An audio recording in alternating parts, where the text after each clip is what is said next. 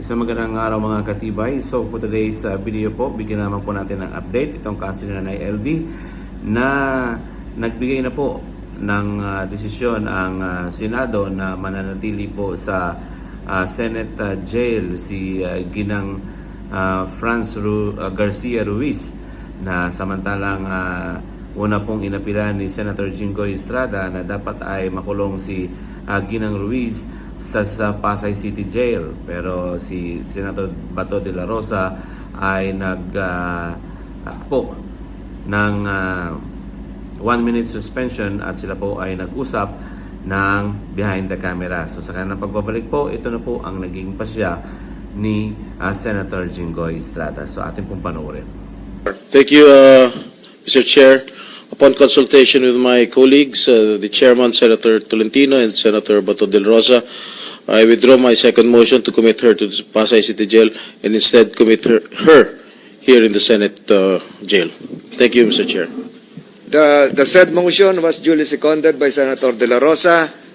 Finding no other objections, comments from our other colleagues, the Senate Committee on Justice and Human Rights, after consultations with the members and a closed-door deliberation, hereby approves the said motion of Senator Estrada and a detention order be issued to Mrs. Franz Garcia Ruiz for continuously evading the questions propounded by the members of this committee, as well as falsely testifying under direct examination by committee members, and consistent with the rules